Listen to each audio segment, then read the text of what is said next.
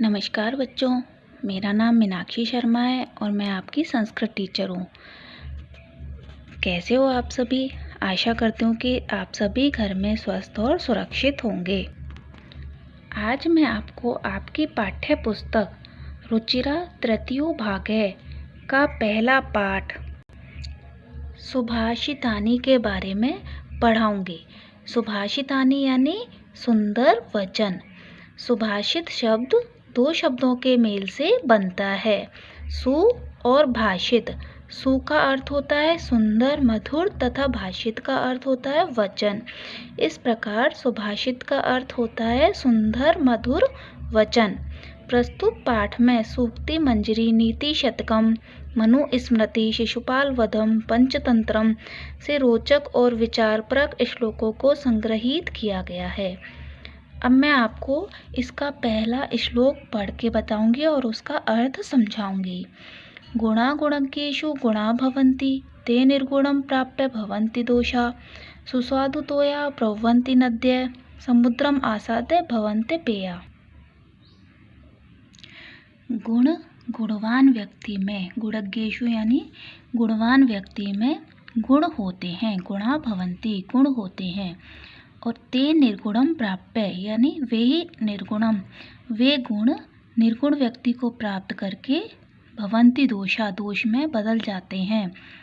इसको आप इस प्रकार समझिए, जैसे कि किसी व्यक्ति को कंप्यूटर का ज्ञान है तो वो उसका उपयोग यदि अच्छे कार्यों में करता है तो वो तो उसका गुण हो गया, और इसी कंप्यूटर के ज्ञान यानी इसी गुण का उपयोग व्यक्ति जैसे उसका उपयोग बुरे कामों में करता है, जैसे हैकर्स होते हैं, वो कंप्यूटर के गुणों का उपयोग बुरे कामों में करते हैं तो वो क्या हो जाते हैं, वही गुण क्या बदल जाता है, दोष में बदल जाता है।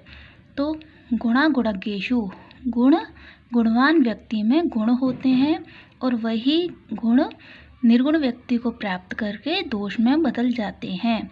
सुस्वादु तोया प्रभवन्ति नद्य।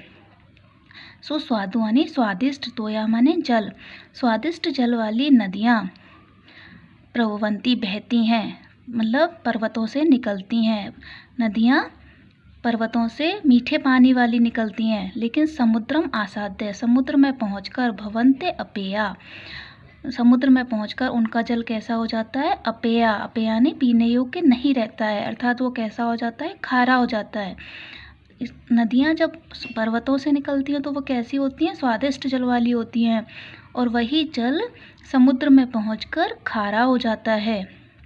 तो उसी प्रकार गुणवान व्यक्ति में गुण होते हैं और वही निर्गुण व्यक्ति को प्राप्त करके दोष में बदल जाते हैं। अब देखिए नेक्स्ट श्लोक।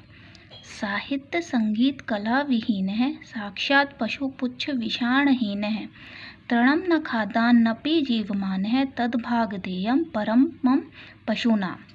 साहित्य संगीत कला विहीन है, साहित्य संगीत कला से विहीन से रहित व्यक्ति साक्षात पुच्छ विषाणहीन है, पुच्छ यानी पूंछ, विषाण में सींग, साक्षात कैसा है, पूंछ और सींग से रहित पशु के समान है, जो तृणम ना खादान्नपि जीवमान है, जो घास को ना खाता हुआ भी जीवित है, तद भागदेयम परमम पशुनाम, यह पशुओं का परम सौभाग्य है। अर्थात साहित्य संगीत और कला से रहित व्यक्ति साक्षात पूंछ और सींग से रहित पशु के समान है, जो तिनके ना खाता हुआ भी जीवित है, यह पशुओं का परम सौभाग्य है। तीसरा श्लोक देखिए। लुब्धस्य नश्यति यशः पिशुनस्य मैत्री, नष्ट क्रियस्य कुलमर्थ परस्य धर्मः, विद्याफलं व्यसनिनः कृपणस्य सौख्यम, राज्यम प्रमत्त सचिवस्य नराधिपस्य। लुब्धस्य नश्यति यशः यानी लोभी व्यक्ति का क्या होता है, यश नष्ट होता है। पिशुनस्य मैत्री, पिशुनस्य यानी चुगलखोर की मित्रता। नष्ट क्रियस्य यानी कर्महीन व्यक्ति का कुल नष्ट होता है, और अर्थपरस्य धर्म और दूसरों का धन चाहने वालों का धर्म नष्ट होता है। व्यसनिनय विद्याफलम, व्यसनिनय यानी बुरे आदत वाले का विद्याफल नष्ट होता है। कृपणस्य सौख्यम, कंजूस का सुख। और राज्यम प्रमत्त सचिवस्य नराधिपस्य, और ऐसा राजा जिसका सचिव यानी मंत्री प्रमाद वाला है उसका राज्य ही नष्ट हो जाता है।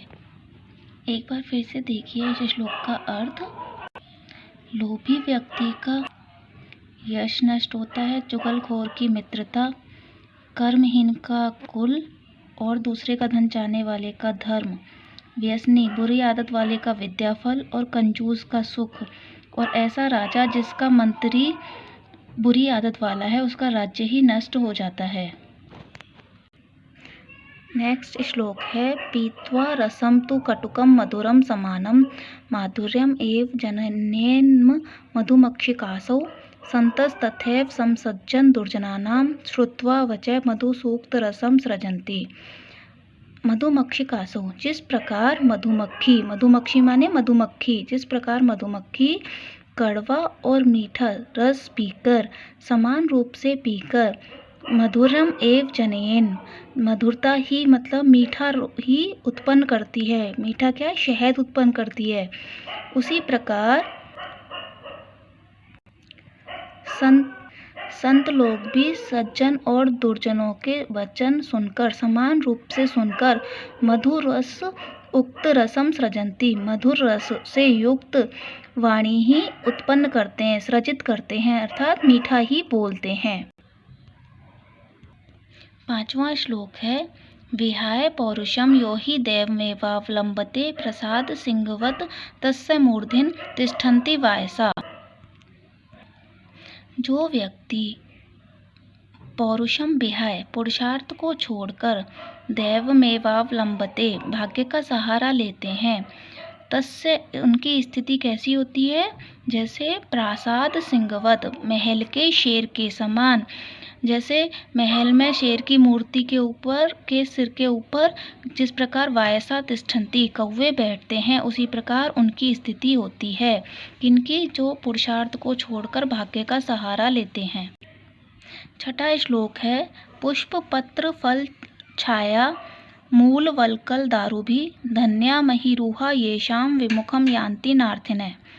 अर्थात पुष्प पत्र, फूल, पत्ते, फल, छाया, मूल माने जड़, वल्कल माने पेड़ की छाल, दारुभी यानी वृक्ष की लकड़ी से युक्त, महिरूहा, महिरूहा माने वृक्ष धन्य है, येषाम विमुखम यान्ति नार्थिनः, जिनके पास से ना अर्थिनः याचक व्यक्ति विमुख नहीं होते हैं, अर्थात उनको कुछ ना कुछ अवश्य ही प्राप्त होता है, क्योंकि पेड़ के पास में फूल, पत्ते, फल, छाया, जड़, वृक्ष की छाल और लकड़ियों से युक्त होते हैं। 7वां श्लोक है चिंतनीया ही विपदाम आदावे प्रतिक्रिया न कूप खननम युक्तम प्रदीप्ते वहिना ग्रहे। अर्थात चिंतनीय ही विपदाम, विपत्ति के आदावेव, आने से पहले ही, प्रतिक्रिया, उसका समाधान, चिंतनीय, सोच लेना चाहिए। वहिनाम ग्रहे, घर में अग्नि से युक्त होने पर, घर में आग लगने पर, कूप खननम, कुआं खोदना उचित नहीं है। देखिए, जिस प्रकार विपत्ति के आने से पहले ही हमें उसका समाधान सोच लेना चाहिए, जिस प्रकार घर में अग्नि से युक्त होने पर यानी घर में आग लग जाने पर कुआं खोदना उचित नहीं है। जैसे बच्चों, घर में आग लग जाए और आप उस समय उसको बुझाने के लिए उसका उपाय सोचें कि उसमें घर में कुआं खोदा जाए, तो ये क्या उचित है? इसलिए हमें क्या करना चाहिए? विपत्ति आने से पहले ही उसका समाधान सोच के रखना चाहिए।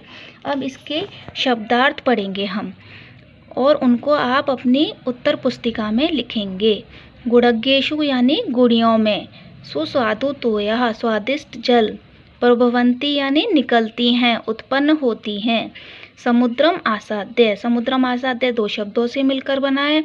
समुद्रम और आसाद्य, समुद्र में मिलकर या पहुंचकर। भवन्ति पेया, भवन्ति प्लस अपेया, पीने योग्य नहीं होता। विषाणहीन, सींग के बिना। खादान्नपि, खादन प्लस अपि, खाते हुए भी।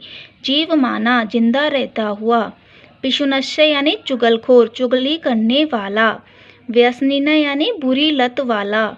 नराधिपस्य यानी नर प्लस अधिपस्य, राजा का। जनयेन मधुमक्षिकासौ, जनयेत प्लस मधुमक्षिका प्लस असौ, यह मधुमक्खी पैदा करती है, निर्माण करती है। संतस तथैव, संतः प्लस तथा प्लस एव, वैसे ही सज्जन। सृजन्ति यानी निर्माण करते हैं।